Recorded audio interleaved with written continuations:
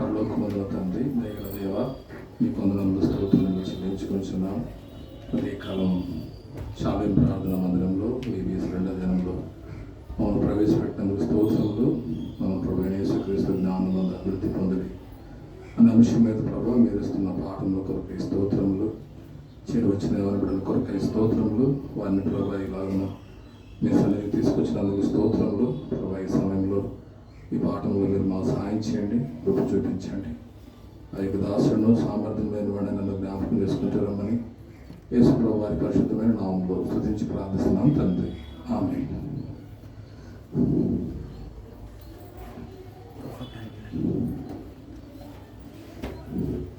మీరు ఎవరు ఈ సంవత్సరం కొత్తగా VBSకి వచ్చిన వాళ్ళు? ఈ సంవత్సరం వచ్చారు అందరూ కొత్తగా. తర్వాత నిన్నటి దినాన మనకు సీనియర్ క్లాసులో ఒక లెసన్ చెప్పబడింది. ఆ లెసన్ పేరు చెప్తారా? లెసన్ పేరు ఎవరు పూర్తి చేశారు కదా, ఏముంది లెసన్ పేరు? చూడలేదా? యేసుక్రీస్తు దేవుని సజీవ వాక్యం. సో నేను దినం మీకు ఒక కంఠత వాక్యం కూడా ఇచ్చుంటారే, ఇచ్చారా? నేర్చుకున్నారా? చెప్తారా? చిన్నదే కదా, రాదా? రిఫరెన్స్ చెప్తారు మరి. 1 యోహాను 5వ అధ్యాయము 11-12.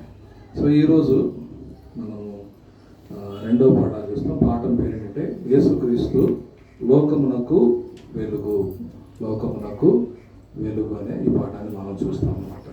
ఇప్పుడు మీకు ఎలాగా ఈ వెకేషన్లో VBS జరుగుతుందో అట్లాగే మరి ఒక ప్రాంతంలో కూడా VBS జరుగుతూ ఉంటాయి. ఏదో ఒక పాప ఉంది, ఆ పాప పేరు చీన్. ఈమె VBSకి వెళ్ళలేదు, జస్ట్ ఆమె తెలిసింది. దేవుని వాక్యాన్ని చదువుకున్నాము. యోహాను సువార్త 1వ అధ్యాయము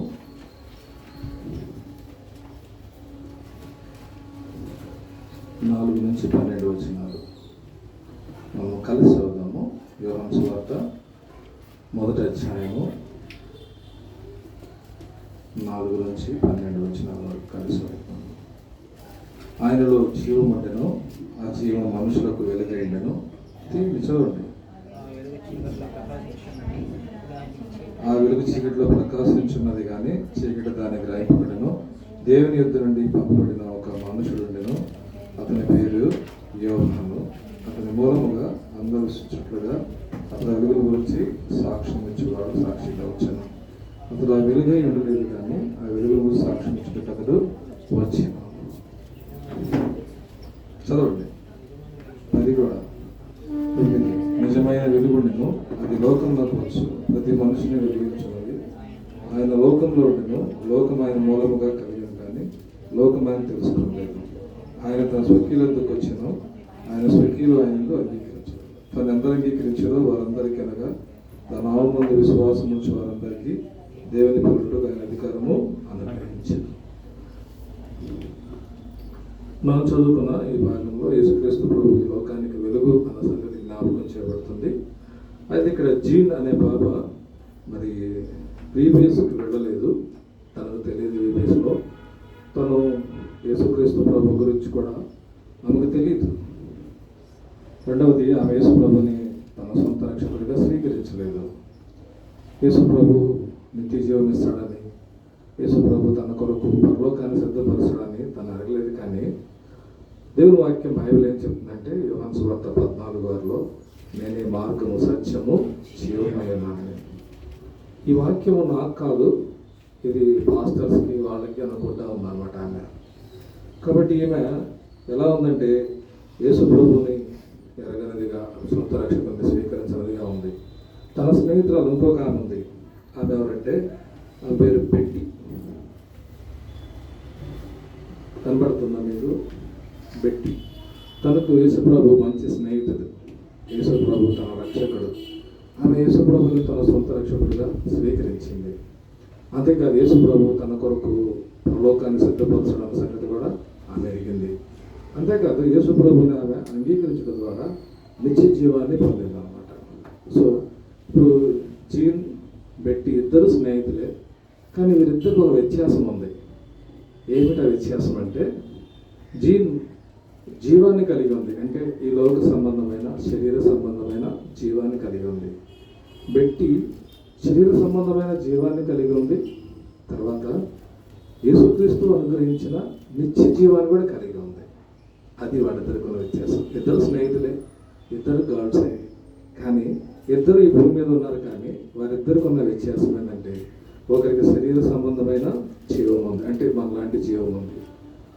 బెట్టికి శరీర సంబంధమైన జీవమే కాదు, యేసుక్రీస్తు ద్వారా అనుగ్రహించబడిన నిత్య జీవం కూడా ఆమెకు ఉంది. ఈ రెండు జీవాలు ఉన్నాయి. సరే, శరీర సంబంధమైన జీవం ఎందుకు ఉపయోగపడుతుంది? ఎవరైనా చెప్తారా? శరీర సంబంధమైన జీవం అనేది ఈ లోకంలో మనం బతకడానికి ఉపయోగపడుతుంది. అవునా? ఈ దేహంలో ప్రాణం ఉంది, అంటే జీవం ఉంది. అదేం చేస్తుంది? మనం ఈ లోకంలో బతకడానికి ఉపయోగపడుతుంది. శరీర సంబంధమైన జీవము ఈ లోకంలో మనము నివసించడానికి, బ్రతకడానికి ఉపయోగపడుతుంది. మరి నిత్య జీవం పరలోకము.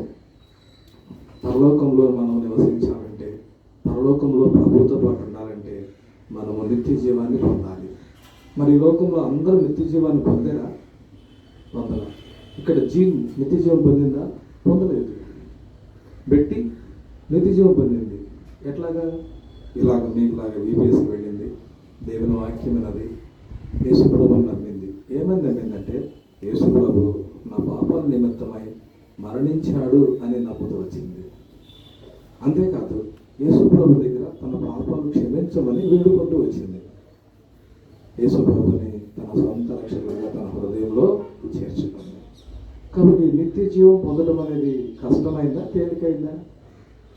చాలా తేలికైంది. నిత్య జీవం పొందడం అనేది కష్టమైంది కాదు, వెరీ సింపుల్. యేసు ప్రభు నా పాపాల కూడా చనిపోయాడని నమ్మడం, విశ్వసించడమే, నా పాపాలను క్షమించమని వేడుకోవటమే.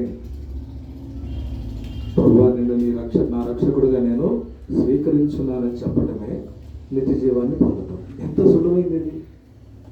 మరి ఇంత తేలికైన దాన్ని ఎందుకు ఈ లోకంలో ఉన్న వాళ్ళందరూ చేయడం లేదు? ఇక్కడ కూర్చున్న వాళ్ళందరూ నిత్య జీవాన్ని పొందారా? అంటే రక్షణ పొందారా? ఎవరు రక్షణ పొందారో నాకు ఒకసారి చేయి చూపించండి. 1, 2, 3, 4, 5, 6, 5. చాలా సంతోషం. రక్షణ పొందని వాళ్ళు రక్షణ పొందలేదని చక్కగా వాళ్ళ యొక్క అభిప్రాయం తెలిపారు. దాని గురించి ఏం సిగ్గుపడాల్సిన పని లేదు, భయపడాల్సిన పని లేదు. నిత్య జీవం పొందడం అనేది చాలా సులువైంది, తేలికైంది.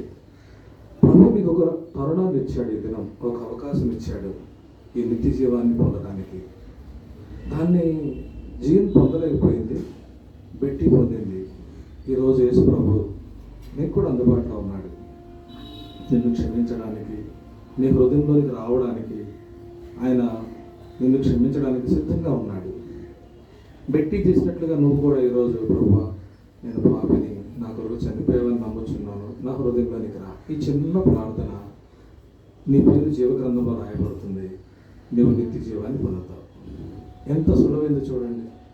ఇంతవరకు నువ్వు భయపడతా ఉంటే, రకరకాల ఆలోచనలతో నువ్వు రక్షణ పొందడానికి వాయిదాలు వేసుకుంటే, ఈరోజు దేవుడు నీకు రక్షణ దినంగా ఇస్తున్నాడు. ఒక మంచి ఆపర్చునిటీ నీకు ఇస్తున్నాడు. దేవుడు నీ కొరకు వేచి ఉన్నాడు. నువ్వు అడిగితే క్షమించడానికి, నువ్వు కోరితే నీ హృదయంలోనికి రావడానికి.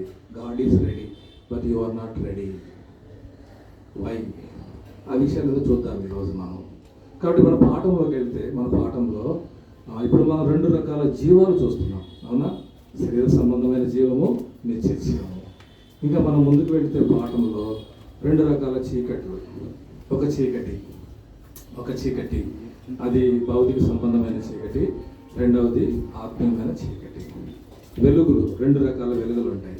ఒకటి ఆత్మ సంబంధమైన వెలుగు, శరీర సంబంధమైన భౌతిక సంబంధమైన వెలుగు. తర్వాత భౌతిక సంబంధమైన చూపు, అంటే ఈ కనుదృష్టి, భౌతిక సంబంధమైన కనుదృష్టి.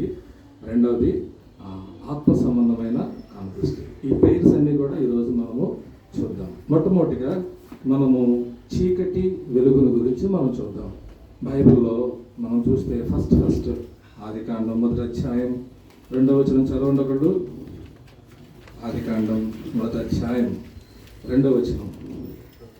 దేవుడు వెలుగు కమ్మని పలకగా వెలుగు కలిగెను, వెలుగు మంచిదైనట్టు దేవుడు చూచెను, దేవుడు వెలుగును చీకటిని వేరుపరిచెను, దేవుడు వెలుగునకు పగలనియు చీకటికి రాత్రినియు పేరు పెట్టెను, అస్తమయం ఉదయం కలుగగా ఒక దినమాయెను. కాబట్టి ఇక్కడ ఏం జ్ఞాపకం చేయబడుతుందంటే, సృష్టి ఆరంభంలో చీకటి అగాధ జలముల మీద కమ్మి ఉంది. ఇది సృష్టి ఆరంభం.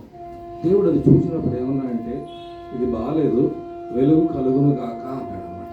వెలుగు కలుగును గాక అనేసరికి ఏమైందంట, వెలుగు కలిగిందంట. కాబట్టి అంతా కూడా సృష్టి అంతా కూడా చీకటితో నింపబడింది, చీకటితో నింపబడింది. ఎప్పుడైతే వెలుగు కలుగును గాక అని దేవుడు చెప్పాడో వెంటనే వెలుగు కలిగిందంట. దీన్నంతటిని కూడా మనము భూమి అనుకుంటే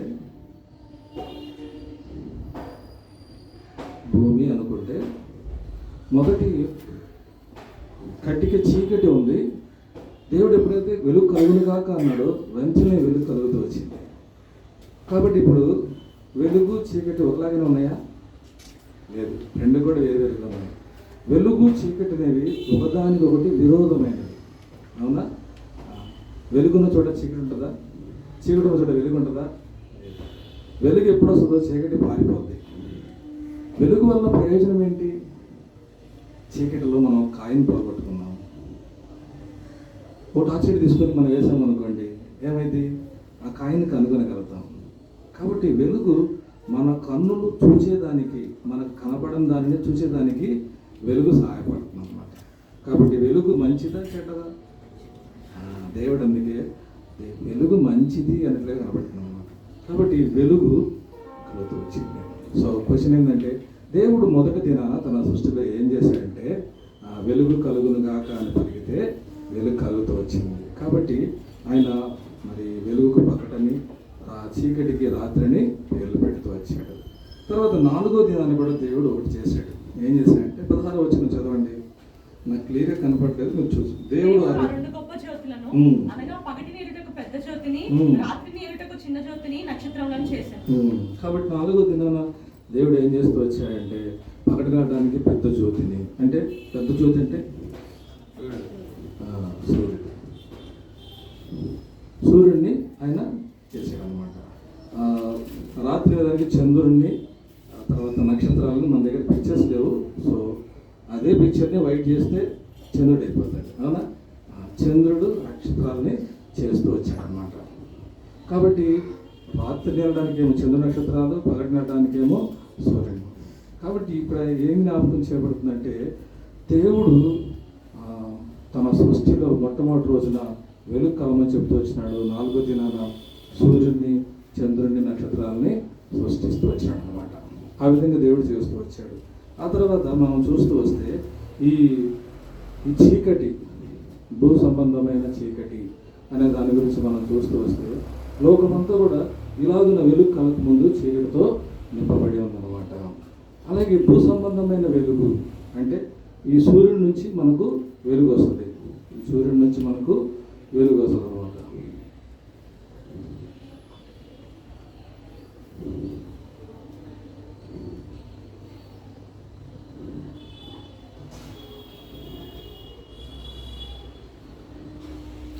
సూర్యుడి నుంచి ఈ వెలుగు వస్తుంది. తర్వాత మనకు ఇట్లాగా ఎలక్ట్రిసిటీ బల్బ్ నుంచి కూడా వెలుగు వస్తుంది. ఇంకా క్యాండిల్ నుంచి వెలుగు వస్తుంది. ఇంకా టార్చ్ నుంచి వెలుగు వస్తుంది. ఇంకా కిరోసిన్ ల్యాంప్స్ ఉంటాయి, వాటి నుంచి కూడా వెలుగు వస్తుంది అనమాట. వీటన్నిటి నుంచి కూడా వెలుగును మనము చూపుతామన్నమాట. వెలుగు మనకు ప్రయోజనకరమైనది. ఇది భౌతిక సంబంధమైన చీకటి, భౌతిక సంబంధమైన వెలుగు అన్న సంగతి జ్ఞాపకం చేయబడుతుంది. కాబట్టి ఈ పగలు, రాత్రి అంటే చీకటి, వెలుగు, ఈ రెండు కూడా మనకు ఈ పాఠంలో ఏం జ్ఞాపించుకుంటుందంటే భూ సంబంధమైనవి. ఏంటంటే భూ సంబంధమైనవి. ఇప్పుడు 3వ విషయానికి వస్తున్నాం. అదేంటంటే ఆత్మీయమైన చీకటి. ఆత్మీయమైన చీకటి ఏంటి? ఆత్మీయమైన చీకటి అని అంటే మనం చూస్తూ వచ్చినప్పుడు సూర్యుని వెలుగు ద్వారా ఈ భూమి అంతా కూడా వెలుగు కలుగుతూ వస్తుంది. కానీ ఒకేసారి భూమి అంతా వెలుగుంటుందా? ఒకవైపు అంతా వెలుగుంటే మరొక వైపు అంతా భూమికి చీకటి ఉంటుంది. సో దట్ ఈ వెలుగు, ఈ సూర్యుడు ఇక్కడ ఉన్నాడు, ఈ ప్రాంతం అంతా వెలుగుంది, ఈ ప్రాంతం చీకటిగా ఉంది. కాబట్టి భూమి అంతా కూడా చీకటిగా లేదు, వెలుగుగా లేదనమాట. అయితే ఇంకొక విషయం జ్ఞాపకం చేయబడుతుంది. అదేంటంటే ఈ భూమి అంతా కూడా అంధకారం అయిపోయింది.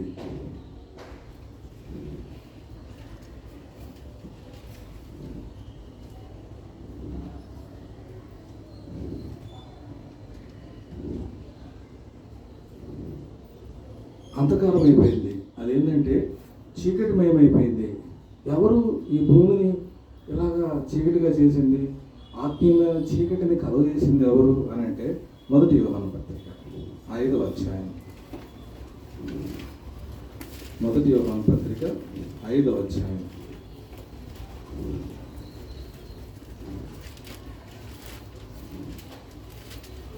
5వ అధ్యాయము 19వ వచనం. మనము దేవుని సంబంధమనియు లోకమంతయు దుష్టిని ఎందుమనియు ఎరుగుదము. లోకమంతా కూడా దుష్టిని ఎందంట. అంటే ఈ భూమి అంతా కూడా, ఈ లోకమంతా కూడా దుష్టత్వంతో నింపబడిందంట. అంటే చీకటితో ఉంది, అంధకారంతో ఉంది. ఏమిటి ఈ చీకటి, ఈ అంధకారం అంటే పాపము. పాపమును బట్టి ఈ భూమి అంతా కూడా, ఈ లోకమంతా కూడా దుష్టత్వంలోకి వెళ్ళింది. కాబట్టి ఈ చీకటిని, ఈ అంధకారాన్ని కలుగజేసిన వ్యక్తి ఎవరంటే దుష్టుడు. ఎవరంట?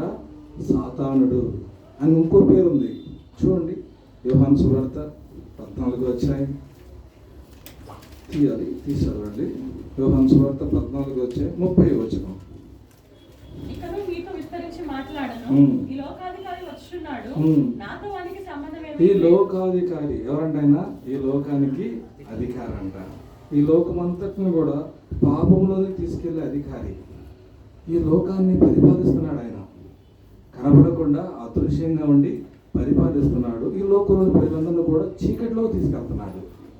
పాపం అనే చీకటిలోకి తీసుకెళ్తున్నాడు. ఈయన కొంతమంది సహాయం చేస్తున్నారు. వాళ్ళు ఎవరు? ఎఫెసీ పత్రిక 6వ అధ్యాయం. ఎఫెసీ పత్రిక 6వ అధ్యాయం 12వ వచనం. ఎలాగనగా మనము పోరాడినది శరీరులతో కాదు కానీ ప్రధానులతోనూ అధికారులతోనూ ప్రస్తుత అంధకార సంబంధ లోకనాథులతోనూ ఈ ఆకాశమండలంలో దురాత్మల సమూహంతోనూ పోరాడుచున్నాము. ఈ దురాత్మల సమూహం అనేది ఈ లోకాధికారికి సహాయం చేస్తుంది. వాటి లోకంలోని మనుషులందరినీ కూడా ఈ చీకటిలోనికి, అంధకారంలోనికి, ఆత్మీయమైన చీకటిలోకి తీసుకెళ్తున్నారంటే ఈ లోక అధికారి అయిన సాతానుడు. అతనికి ఎవరు సహాయం చేస్తున్నారంటే దురాత్మల సమూహం. అంతేకాదు, ఇంకొక వ్యక్తి కూడా ఉన్నారు. కొరింథీయులకు రాసిన 2వ పత్రిక 4వ అధ్యాయం 4వ వచనం. దేవుని స్వరూపమైన క్రీస్తు మహిమను కనుపడు సువార్త ప్రకాశము వారికి ప్రకాశింపకుండా నిమిత్తము యుగ సంబంధమైన దేవత అవిశ్వాసులైన వారి మనోనేత్రములకు గుడ్డితనము కలగజేశారు. కాబట్టి అనేకులకి వారి కళ్ళకు గుడ్డితనాన్ని కలిగించింది. అంటే వారికి భౌతికమైన కళ్ళు ఉన్నాయి కానీ దేవుణ్ణి గుర్తించే కనులు లేవు వాళ్ళకి. వారికి ఆ గుడ్డితనాన్ని ఎవరు కలుగజేశారంట? యుగ సంబంధమైన దేవత. ఈ యుగ సంబంధమైన దేవత కూడా ఈ సాతానికి, ఈ లోకాధికారికి సహాయం చేస్తూనే ఉంది. కాబట్టి ఇవన్నీ కూడా యుగ సంబంధమైన దేవత కానీ, దురాత్మల సమూహం కానీ, ఇవన్నీ కూడా మనకు కంటికి కనపడవు. వాటితో మనం పోరాడి వారిని జయించడానికి మన కంటికి కనపడేవి కాదు. అవి అదృశ్యంగా ఉంటాయి, అందరిలో పనిచేస్తూ ఉంటాయి అన్నమాట. ఎక్కడ తీసుకెళ్తాయి? ఇవి చీకటిలో తీసుకెళ్తాయి అన్నమాట. చీకటిలో తీసుకెళ్తామంటే అర్థం ఏంటి? చెడ్డ పనులు చేయడానికి ప్రేరేపిస్తాం. అవునా?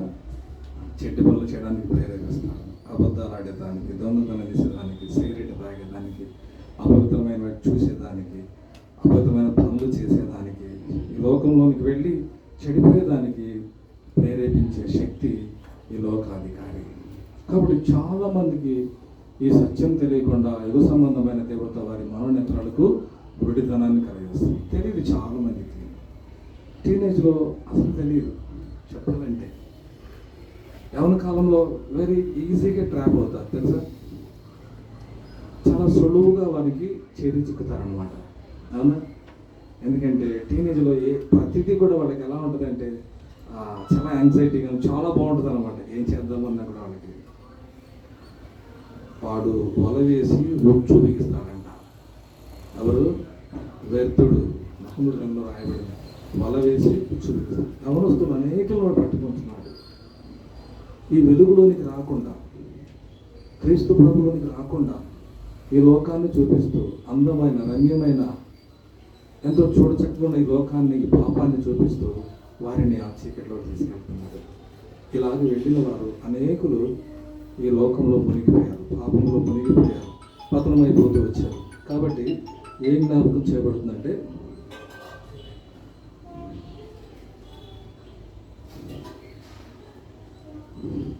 ఏం జ్ఞాపకం చేయబడుతుందంటే అనేకులు ఈ చీకటిలోకి వెళ్ళిపోతున్నారు. ఒకవేళ ఇక్కడ కూర్చున్న వాళ్ళు లోకాధికారి చేత చీకటిలోకి వెళ్ళారేమో, ఏదైనా పాపంలో చిక్కుకొని ఉన్నారేమో, ఎక్కడైనా కూడా మీరు అపవాది చేతిలో చిక్కి ఉన్నారేమో ఆలోచించుకోండి. వాడు మీ మనోనేత్రాన్ని గుడ్డితనాన్ని కలిగించాడు. వాడు మిమ్మల్ని చెరపడుతూ వచ్చాడు, ప్రేరేపిస్తూ వచ్చాడు. ఒకవేళ మీరు ఆ పాపంలో ఉన్నారేమో ఆలోచించుకోనండి.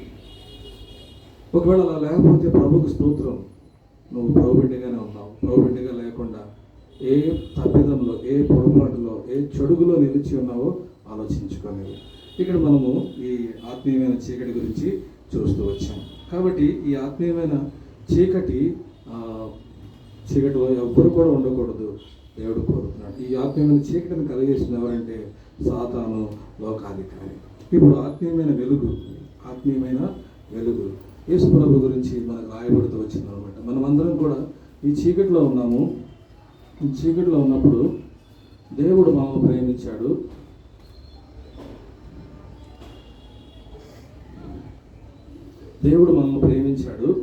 మన కొరకు తన కుమారుణ్ణి లోకానికి పంపించాడు. ఎందుకంటే చీకటిలో ఉన్న మనము వెలిగించబడాలని, అంధకారమైన మన హృదయాలు వెలిగించబడాలని దేవుడు తన కుమారుణ్ణి లోకానికి పంపించాడు. చూడండి, యోహాను సువార్త 3వ అధ్యాయం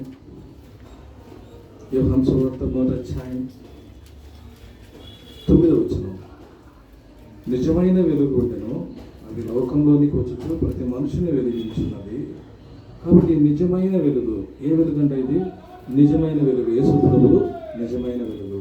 ఈ కుమారుని ఈయన ప్రతి మనుషుల్ని కూడా వెలిగిస్తున్నాడంట. ఆ మనుషులు ఎలా ఉన్నారంటే ఆ మనుషులు చీకటిలో ఉన్నారు, అంధకారంలో ఉన్నారు. అలాంటి వారి మీదకి ఆయన ప్రకాశిస్తూ ఉన్నాడు అనమాట. ఇంకా చూడండి, 4వ వచనం చూసినప్పుడు ఆయనలో జీవం ఉండెను, ఆ జీవం మనుషులకు వెలుగై ఉండెను. ఇక్కడ మనకు సన్లైట్, సూర్యుడి నుంచి వచ్చే వెలుగు, ఇది కూడా సన్లైట్. అవునా? సేమ్, ఇది సన్నే, ఇది సన్నే. డిఫరెన్స్ ఏంటంటే ఈ సన్లైట్, సూర్యుని వెలుగు ఏ వ్యక్తిని కూడా వెలిగించలేకపోతుంది. అవునా? సూర్యుని వెలుగు ఏ వ్యక్తిని కూడా, అంటే ఏ వ్యక్తి జీవితంలో కూడా మార్పు తీసుకురాలేకపోతుంది. కానీ కుమారుని వెలుగు ఒక వ్యక్తి జీవితంలో మార్పు తీసుకొచ్చేదిగా ఉంటుంది. ఎందుకంటే ఆయనలో జీవం అన్నది, ఆ జీవం మనుషులకు వెలుగైనది. వారు ఏం చేయబడుతున్నారంట? మార్పు చెందుతున్నారు. కాబట్టి ఇక్కడ మనం చూస్తూ వచ్చినప్పుడు వారు మరి చీకటిలో అంధకారంలో ఉన్న వారి కొరకు దేవుడు ప్రేమించి తన కుమారుని పంపించాడు. ఇప్పుడు యేసు ప్రభు ఈ లోకానికి వచ్చాడు. ఈ లోకానికి వచ్చి ఆయన ప్రకాశిస్తున్నాడు. మలాకీ గ్రంథము 4వ అధ్యాయం 2వ వచనం చదవండి. మలాకీ గ్రంథం. అయితే నా నామమునందు భయభక్తులు గలవారు నీకు నీతి సూర్యుడు ఉదయించును, అతని రెక్కలు ఆరోగ్యం కలుగు చేయను. కనుక మీరు బయలుదేరి పొదిగిన తోడలు గంతులు వేయనట్లు. కాబట్టి ఈ సూర్యుడు ప్రకాశిస్తున్నాడు, ఏ మనుషుడు మారు మనసు పొందలేదు. ఈ నూతి సూర్యుడు ప్రకాశిస్తున్నాడు. ఈ నూతి సూర్యుడు ప్రకాశించినప్పుడు మనుషుల్లో మార్పు కలుగుతుంది. మనుషుల యొక్క హృదయంలో ఉన్న చీకటి తొలగిపోతుంది, అంధకారం తొలగిపోతుంది. నిజమైన వెలుగు మనుషులను వెలిగిస్తున్నాడు. ఇప్పుడు యేసు ప్రభు ఈ లోకానికి వచ్చాడు కదా, ఆయన వెలిగించాడని సంగతి తెలిసింది కదా. మరి అందరూ యేసు ప్రభువును స్వీకరిస్తున్నారా? చెప్పండి, తప్పైన ఒప్పైన చెప్పండి, తిరిగి చెప్పండి. అందరూ స్వీకరిస్తున్నారా? స్వీకరించడం లేదు. చదవండి యోహాను సువార్త 1వ అధ్యాయం 11వ వచనం. యోహాను సువార్త 1వ అధ్యాయం 11వ వచనం ఏం రాయబడింది? ఆయన తన స్వకీయుల వద్దకు వచ్చెను, ఆయన స్వకీయులు ఆయనను అంగీకరింపలేదు. అవును, చాలు. ఆయన స్వకీయులు ఎందుకు వచ్చాను? ఆయన స్వకీయులు ఆయనను అంగీకరించారు. ఎవరు ఆయన స్వకీయులు? యూదులు, పరిసయ్యులు. వాళ్ళు అంగీకరించారు ఆయన్ని? అంగీకరించలేదు ఆయన. మరి ఎవరు అంగీకరించారు యేసుప్రభుని? చాలా కొద్ది మంది మాత్రమే యేసుప్రభుని అంగీకరించారు. కొద్దిమంది మాత్రమే యేసుప్రభుని స్వీకరించారు. అలాగ స్వీకరించిన వారికి యేసుప్రభు ఇచ్చిన వరం ఏంటో తెలుసా? గొప్ప భాగ్యం ఏంటో తెలుసా? ఇదే యోహాను సువార్త 1వ అధ్యాయం 12వ వచనం చదవండి.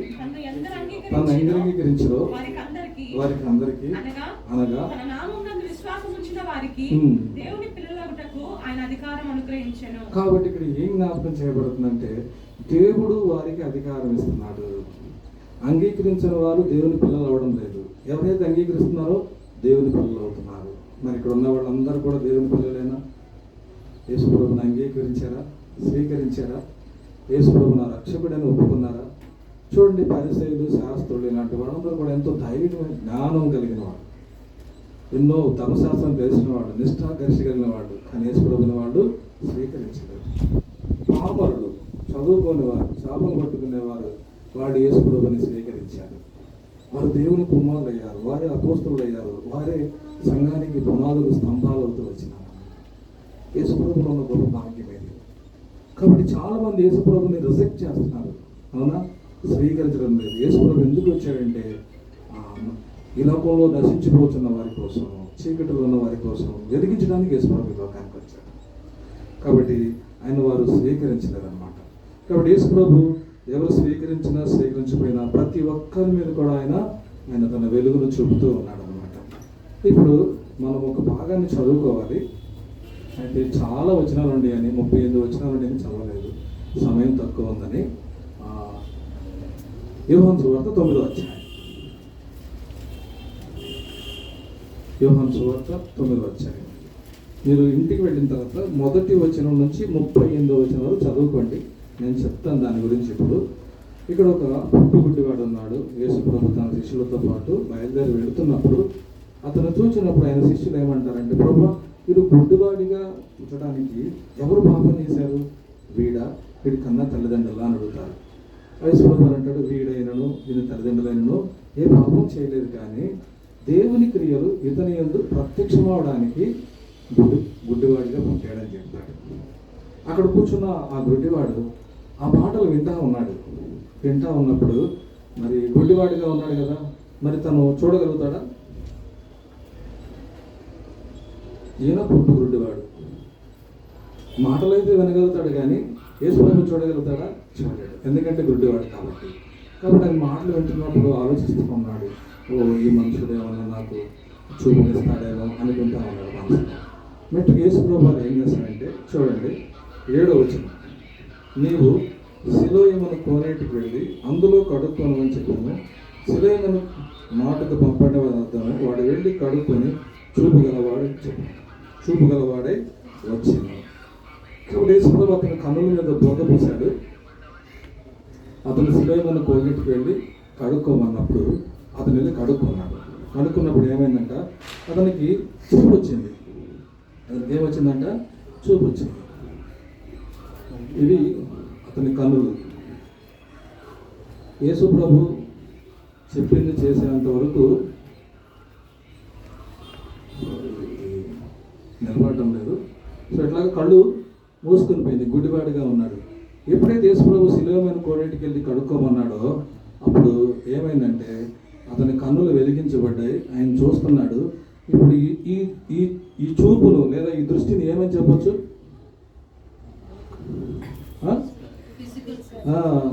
కాబట్టి అది భౌతికమైన దృష్టి. అంతవరకు అతనికి భౌతికమైన దృష్టి లేదు, ఎవరిని చూడలేదు, వినటమే కానీ చూసింది లేదు. ఏం చూసుంటాడు ఆయన? సూర్యుని చూసుంటాడు, అవునా?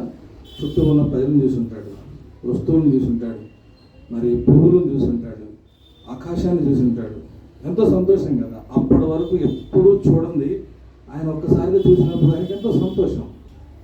మనం డార్జిలింగ్, కాలింపాంగ్ అలా ప్రాంతాలకు వెళ్ళాం అనుకోండి, ఆ ప్రదేశాలన్నీ కూడా చాలా అందంగా ఉంటాయి కదా. ఎలా ఉంటాయి? ఇక్కడే మనకేం కనపడదు, అక్కడికి వెళితే చాలా సంతోషపడతాం. కాబట్టి అందమైన సృష్టిని ఆ మనుషుడు చూసినప్పుడు ఏమైందంటే అతనికి చాలా సంతోషంగా ఉంది, ఆనందంగా ఉందన్నమాట.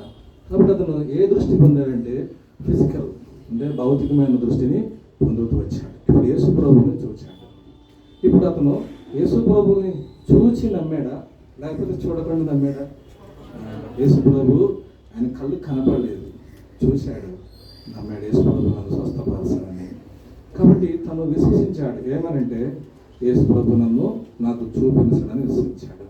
కాబట్టి ఎవరు విశ్వసిస్తారో యేసు ప్రభు వారికి సహాయం చేస్తాడు. అది ఏ సందర్భమైనా కూడా, అది ఏ పరిస్థితి అయినా కూడా నువ్వు విశ్వసిస్తే నీకు సహాయం చేస్తాడు. అతను విశ్వసించాడు, యేసు ప్రభుని చూడలేదు. ఈరోజు మీరు ఎవరైనా చూసారా భౌతికంగా యేసు ప్రభుని? ఎవరని చూడలేదు, కానీ మనం నమ్ముతున్నాం. ఈ విశ్వాసం గొప్పది.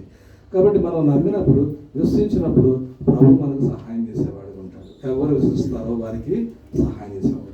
కాబట్టి ఇతను భౌతికమైన దృష్టిని పొందాడు, ఎంతో సంతోషిస్తున్నాడు, ఆనందిస్తున్నాడు. కానీ అతడు ఇంకొకటి పొందవలసింది.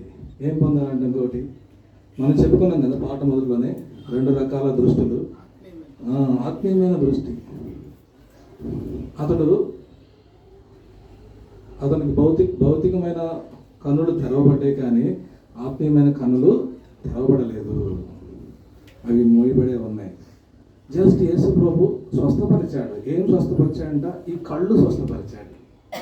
భౌతికమైన దృష్టిని మాత్రమే చూస్తూ వచ్చాడు, అది పొందుతూ వచ్చాడు. ఇప్పుడు ఈ గుడ్డివాడైన వ్యక్తిని తన చుట్టూ ఉన్న ఇరుగు పొరుగు వారు వచ్చి ఆయన అడుగుతున్నారు. ఏమనంటే, నువ్వు ఎట్లా చూపు పొందావు?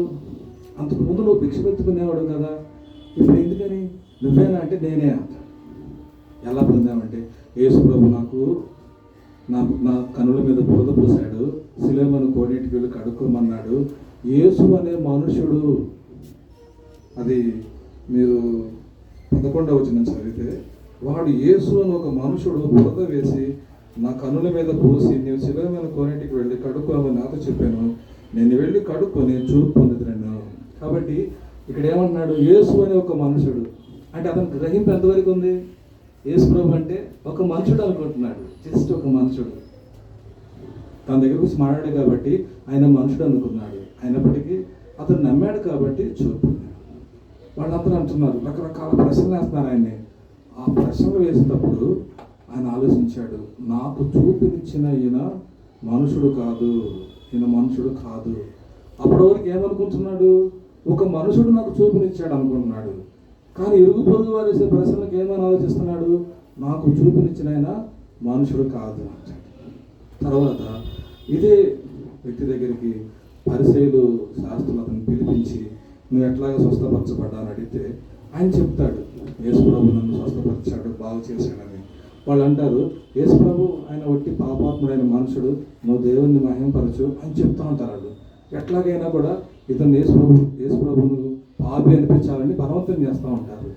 అప్పుడు అతను ఏమంటాడంటే, చూడండి 25వ వచనం, యోహాను సువార్త 9వ అధ్యాయం 25వ వచనం. వాడు ఆయన పాపియో కాడో నేను ఎరుగను, ఒకటి మాత్రం నేను ఎరుగుతాను, నేను గుడ్డివాడినయండి ఇప్పుడు చూసుచున్నాను. యేసు ప్రభు పాపో పరిశుద్ధులో నాకు తెలియదు. నేను ఇంతకుముందు గుడ్డివాడిగా ఉన్నాను, ఇప్పుడు నేను చూస్తున్నాను. ఇది యేసు ప్రభువు గురించి ఆ గుడ్డివాడిచ్చిన సాక్ష్యము. ఏమని సాక్ష్యం ఇచ్చాడంట? ఆయన పాపియో కాదో నాకు తెలియదు, నేను ఒకప్పుడైతే గుడ్డివాడిగా ఉన్నాను, ఇప్పుడు నేను చూసుచున్నాను. ఈ గుడ్డివాడు, మీ వర్క్ బుక్లో ప్రశ్న వస్తుంది, ఈ గుడ్డివాడు యేసు ప్రభుని గురించి ఏమని సాక్ష్యం ఇచ్చాడంటే, నేను మునుపు గుడ్డివాడినైనా ఇప్పుడు నేను చూసుచున్నాను అంటాడు. అంటే ఆ తర్వాత వాడు ఆయన రకరకాల విషయాలు మాట్లాడుతూ వచ్చినప్పుడు చివరికి 31వ వచనం చూడండి. దేవుడు పాపుల మనవి ఆలకింపడని ఎరుగుదుము, ఎవడైనాను దేవభక్తుడైండి ఆయన చిత్తం చొప్పున జరిగించిన ఎడలా ఆయన వారి మనవి ఆలకించును. కాబట్టి ఈ విధంగా ఆయన చెప్తూ వచ్చినప్పుడు వారు ఏం చేస్తారంటే అతన్ని వారి సమాజం నుంచి వెలివేస్తారు. పరిసయ్యులు వెలివేసిన సంగతి యేసు ప్రభు తెలిసి యేసు ప్రభు వస్తాడు ఆయన దగ్గరికి. ఇప్పుడు చదవండి 35వ వచనం నుంచి. పరిసయ్యులు వానిని వెలివేసిరని యేసు విని వానిని కనుగొని నీవు దేవుని కుమారుని యందు విశ్వాసం ఉంచుచున్నావా అని అడిగాను. అప్పుడు యేసు ప్రభువు వచ్చి ఏమంటాయంటే, నువ్వు దేవుని కుమారుని విశ్వాసం ఉంచినావా అని అడిగితే, అయ్యా నువ్వయ్యా నాకు తెలియదుగా. గుడ్డివాడికి ఏం తెలుసు అంటే, యేసు అనే మనుషుడు నాకు చూపునిచ్చాడు, అంతవరకే తెలుసు. దేవుని కుమారుడు అంటే తెలియదు నాకు ఎవరైనా అంటాడు. అప్పుడు యేసు ప్రభు అంటాడు, ఏమంటే, నువ్వు చూచున్నవాడే దేవుని కుమారుడు. అక్క చదివేదానికంటే మీరు చదివితే చాలా బాగుంటుంది. నేను చదవమన్నప్పుడు అవునా, దేవుని వాక్యము చదువుతూ ఉన్నప్పుడు ఏమైతుంటే దేవుని వాక్యం మనతో మాట్లాడుతూ ఉంటుంది. సో మీరు వెంటనే దాన్ని తీసుకోవాలా. సో ఏమంటాడంటే, నువ్వు చూచున్నవాడే దేవుని కుమారుడు, ప్రభువా నేను విశ్వసించున్నాను అని అక్కడ యేసు ప్రభుకి మొక్కుతూ వచ్చాడు అనమాట. కాబట్టి అప్పుడు ఏం చేయబడింది అతనికి? అప్పటి వరకు ఈ భౌతికమైన నేత్రాలు తెరవబడ్డాయి. ఎప్పుడైతే ప్రభువా నేను విశ్వసించున్నాను అని చెప్పాడో అప్పుడు ఆయనకు ఏ నేత్రాలు తెరవబడ్డాయి? ఆత్మీయమైన నేత్రాలు తెరవబడ్డాయి. ఆత్మీయమైన నేత్రాలు తెరవబడినాయి అన్నమాట. కాబట్టి ఇక్కడ అతడు భౌతిక సంబంధమైన చూపును పొందాడు, హృదయ నేత్రాలు కూడా తెరవబడుతూ వచ్చినాయి. ఆత్మ సంబంధమైన చూపును కూడా పొందుతూ వచ్చాడు. కాబట్టి ఇక్కడ శరీరానికి స్వస్థత కలిగింది, ఇక్కడ ఆత్మకు స్వస్థత కలిగింది. కాబట్టి రెండు విధాలుగా. కాబట్టి ఇప్పుడు ఈ మనుషుడు సూర్యుని వెలుగులోకి వచ్చాడు, భౌతికమైన చూపును పొందాడు, దేవుని కుమారుని యొక్క వెలుగులోకి వచ్చాడు, ఆత్మీయమైన చూపును కూడా పొందుతూ వచ్చాడు. కాబట్టి ఈ మనుషుడు యేసు ప్రభువునందు విశ్వాసం ఉంచినాడు, తన యొక్క హృదయ నేత్రాలు తెరవబడుతూ వచ్చినాయి. కాబట్టి ఈరోజు నువ్వు ఏ వెలుగులో ఉన్నావు? సూర్యుని వెలుగులో ఉన్నావా? కుమారుని వెలుగులో ఉన్నావా? మనమందరం కూడా కామన్గా సూర్యుని వెలుగులో ఉన్నాము. మరి కుమారుని వెలుగులో ఎవరున్నారు? ఎవరైతే ఈ గుడ్డివాని వెలుగు విశ్వసిస్తున్నారో, ఎవరి హృదయ నేత్రాలు తెరవబడుతున్నాయో వారు మాత్రమే ఈ యొక్క కుమారుని యొక్క వెలుగులో ఉంటారు. కాబట్టి ఎట్లాగా ఈ కుమారుని యొక్క వెలుగులోకి వస్తాము? ఎవరు మనకు సహాయం చేస్తారంటే, యేసుక్రీస్తు ప్రభువే మనకు తన వెలుగులో మన పాపాలు ఎంత నల్లగా ఉన్నాయో చూపిస్తాడు. అవునా? సూర్యుని వెలుగులో మన పాపాలు ఏం కనపడవు. యేసు ప్రభు వెలుగులో మన పాపాలు ఎంత నల్లనివో, మన పాపాలు ఎంత భయంకరమైనవో యేసు ప్రభు వెలుగులో కనపడతాయి. యేసు ప్రభు ఎంత మంచివాడో, ఎంత ప్రేమ గలవాడో, ఎంతగా క్షమించగలడో ఆ సంగతులు కూడా సూర్యుని వెలుగులో అంటే కుమారుని వెలుగులో మనకు కనపడతాయి. చూడండి, యోహాను సువార్త 16వ అధ్యాయం. ఈ విషయాలు మనకి ఎవరు బయలుపరుస్తారంటే యోహాను సువార్త 16వ అధ్యాయం 13వ వచనం చదువుతాను. అయితే ఆయన అనగా సత్యస్వరూపైన ఆత్మ వచ్చిన మిమ్మల్ని సర్వసత్యంలో నడిపించును. ఆయన తనంతట తానే ఏమీ బోధింపక వేటిని వినును వాటిని బోధించి సంభవింపో సంగతులు మీకు తెలియచేయును. పరిశుద్ధాత్మ దేవుడే నీకు బోధిస్తాడు. ఏమని చెప్తాడు తెలుసా? యేసు ప్రభు నీ మీద ప్రకాశించినప్పుడు, వెలుగు వచ్చినప్పుడు ఆ వెలుగులో నీ పాపములు తెలుస్తాడు. నీ ముఖ కాంతిలో మా రహస్య పాపములు కనబడుచున్నవి, చూస్తున్నాం వాటిని. ఈ విషయాన్ని ఎవరు చెప్తారంట? కనబడకుండా పరిశుద్ధాత్మ దేవుడు నీకు చెప్తాడు. అంతేకాదు, 1 యోహాను పత్రిక 2వ అధ్యాయం 1 యోహాను పత్రిక 2వ అధ్యాయం 27వ వచనం. అయితే ఆయన వలన మీరు పొందిన అభిషేకం మీలో నిలుచున్నది కనుక ఎవడును మీకు బోధింప నక్కరలేదు. ఎవరును మీకు అంటే అర్థం ఏంటి? యేసు ప్రభు వెలుగు మీ మీద ప్రకాశించినప్పుడు దేవుని యొక్క ఆత్మే మీకు బోధిస్తుంది. ఏమనంట? నువ్వు ఈ పాపంలో ఉన్నావు కుమారుడా, నువ్వు ఈ పాపంలో ఉన్నావు కుమారి అని దేవుని యొక్క ఆత్మ అభిషేకం మన మీద ఉన్నది. కాబట్టి పరిశుద్ధాత్మ దేవుడు నిన్ను పిలుస్తాడు. ఆయన నీతిని గురించి, తీర్పును గురించి, లోకమును గురించి మిమ్మల్ని ఒప్పుకొనజేయను. కాబట్టి కుమారునిలో నువ్వేం చేయబడుతున్నావు? పరిశుద్ధాత్మ ద్వారా ఒప్పుకుంటా ఉన్నావు. నీకు అలాగన క్రైస్తవ ఉపాధ్యాయుడైన పరిశుద్ధాత్ముడు నీకు సహాయం చేస్తున్నాడు. కాబట్టి కీర్తన 25:14 ఇంకొక వచనం, యెహోవా మర్మము ఎవరికి బయలుపరచబడుతుందంట? చూడండి, కీర్తన 25:14.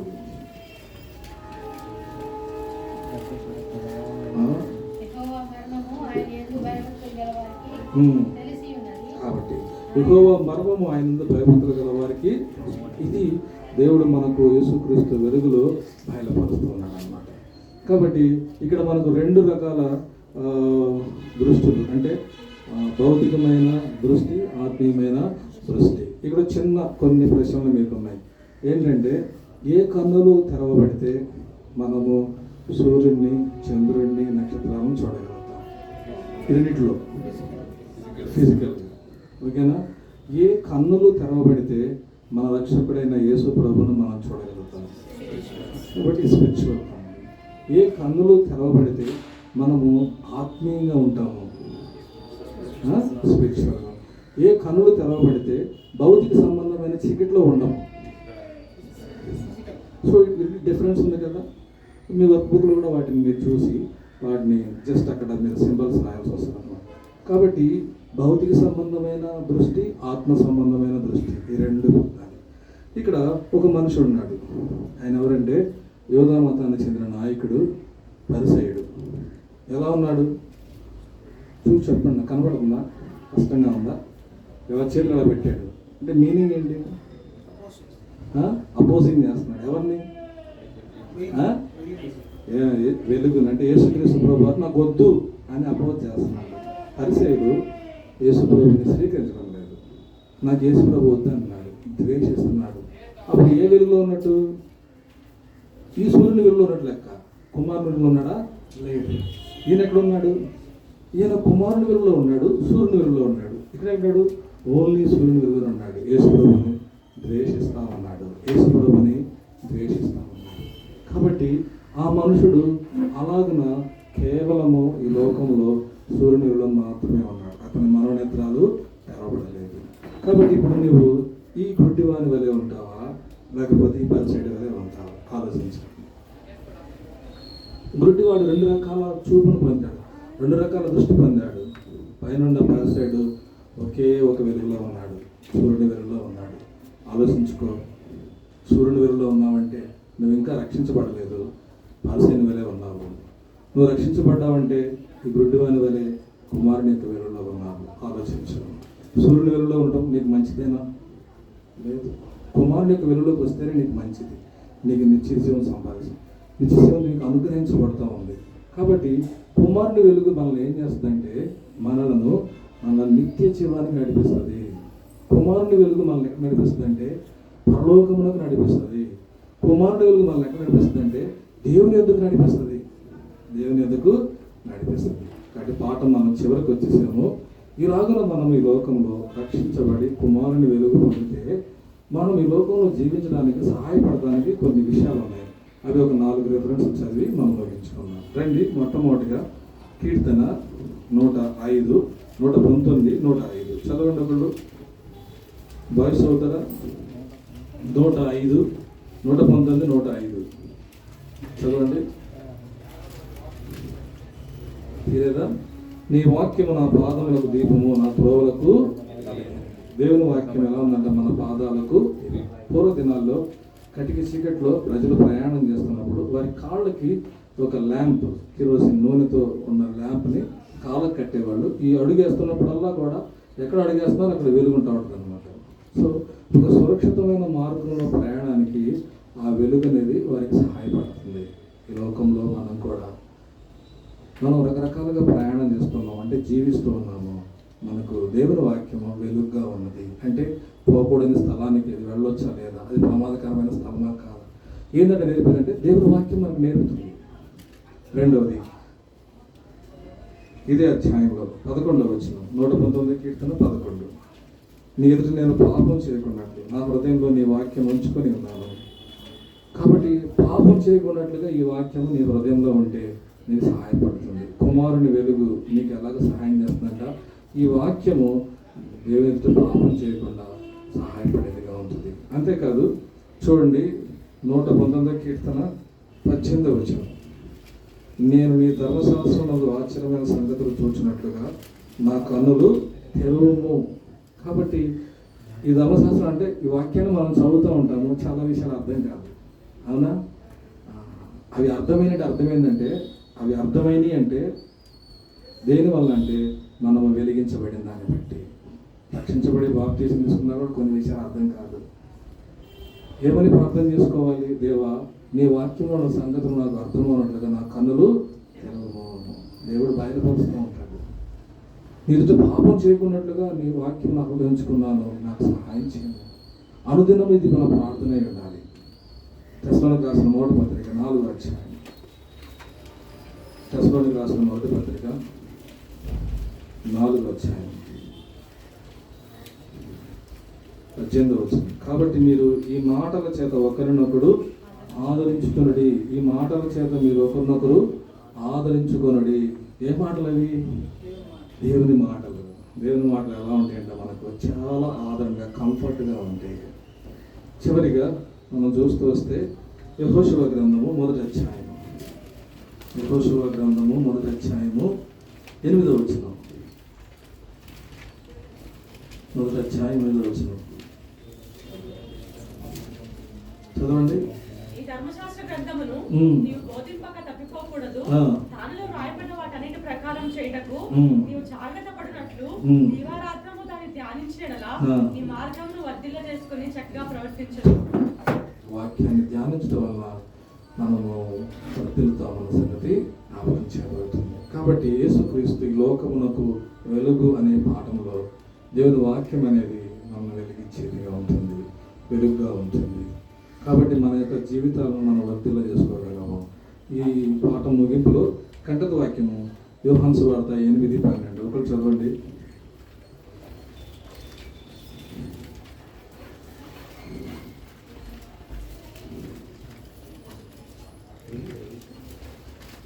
తీసారా?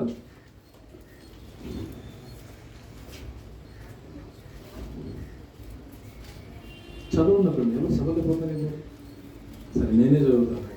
మరలా యేసు, నేను నేను లోకమునకు వెలుగునై ఉన్నాను. నన్ను వెంబడించువాడు చీకటిలో నడవక జీవపు వెలుగు కలిగి విండునని వారితో చెప్పింది. ఇది కంటక వాక్యం. కాబట్టి ఈ చివరి పాఠం ముగింపులో నువ్వు మరి యేసుక్రీస్తు ప్రభుని సొంత రక్షకుడిగా స్వీకరించావా? ఆలోచించు. ఒకవేళ స్వీకరించకపోతే స్వీకరించు. యేసు ప్రభు దగ్గర నీ పాపాలు ఒప్పుకో. అది ఏ చిన్న పాపమైనా, అబద్ధమైన, దొంగతనమైన, మోసమైన, చెడ్డ మాటలైన ఒప్పుకో. రెండోది, యేసు ప్రభు నీ కొరకు చనిపోయాడని విశ్వసించు. మూడవది, యేసు ప్రభుని నీ హృదయంలోనికి రమ్మని ఆహ్వానించు. ఈ 3 స్టెప్స్ చేయటం ద్వారా నువ్వు రక్షించబడతావు, నువ్వు నిత్య జీవాన్ని పొందుతావు, దేవుని వెలుగును పొందుతావు, దేవునితో పాటు సదాకాలం ఉంటావు. ఎంతో ఆశీర్వాదకరమైనది. మోకరించండి, ప్రార్థన చేసుకున్నాం.